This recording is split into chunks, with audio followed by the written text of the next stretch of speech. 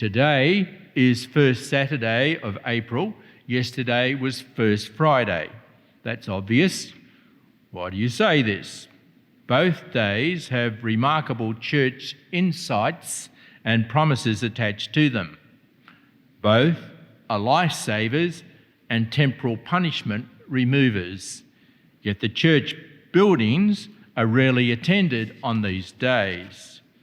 The first Saturday devotion to Our Lady and to her Immaculate Heart is a day that requires 1 hour per month and if complied with,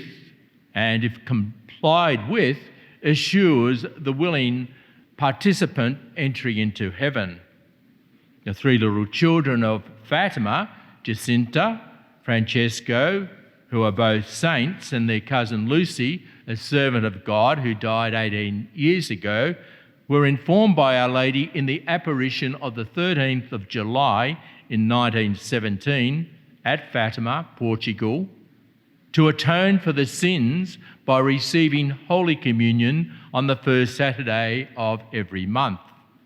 But there's more, because this apparition of the 13th of July included a vision of hell, where countless souls, amid screams and groans of pain and despair, caused the three children, Jacinta, Francesco and Lucia, to be frightened and begging for help.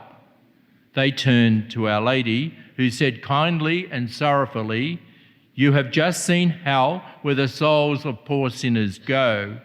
To save them from going to hell, God wants to establish in the world devotion to my Immaculate Heart.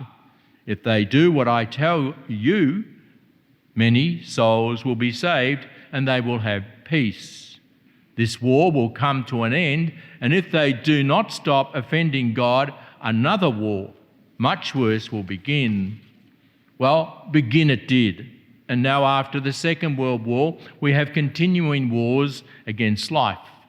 Armies against armies, ideologies for the death of the billions through governments in nations legislating for individual rights to kill the unborn by direct murder in the womb with chemicals, and operations which violate the mother and pull to pieces the little baby in her womb.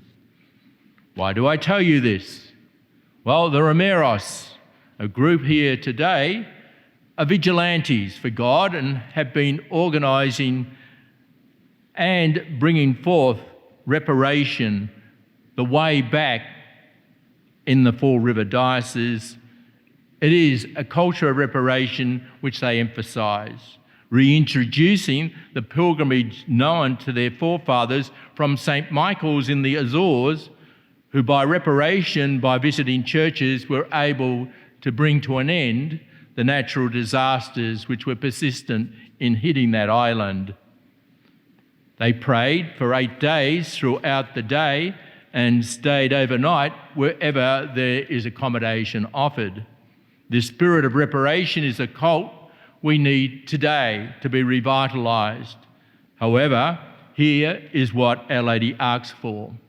Beginning on the apparition of the 13th of May, when she told the children Jacinta, Francesco and Lucia that people must stop offending God, Our Lady requested, "Are you prepared to take the sufferings God sends you for the conversion of poor sinners?" And the three little ones unanimously said, "We do." But there is more, my brothers. Monthly confession, receiving Holy Communion worthily on the first Saturday of every month, is required. Praying the Rosary on that day, including prayers for the Pope, meditating on the Passion of Christ for 20 minutes.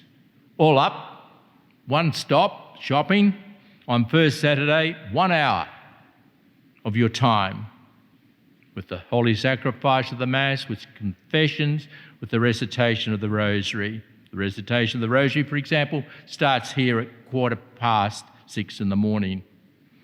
Now, here I make a prediction. Together with your companionship of 8 days away from your families, in the evenings that is anyway, The annual Remeros pilgrimages and their 5 First Saturday devotion to the Immaculate Heart of Mary will change the world and change it for better. So do not miss your First Saturday devotion to the Immaculate Heart of Mary. It is necessary to form the habit of attending Mass regularly, other than Saturday evening or Sunday, though Saturday Mass at 4 p.m, the Vigil Mass, does meet the communion condition, providing you receive worthily. Confession can be heard another day if none is available on Saturday. Prayers for the Pope and the recitation of the Most Holy Rosary are to be said on the Saturday, together with the 20-minute meditation on the Gospel of Jesus. Well, there you have it. Portugal and the Portuguese have been given a grace, a particular grace, to spread the Fatima devotion to the Immaculate Heart of Our Lady. And the Remeros are looked upon as an example to us all to live this consecrated life in the Immaculate Heart of Mary.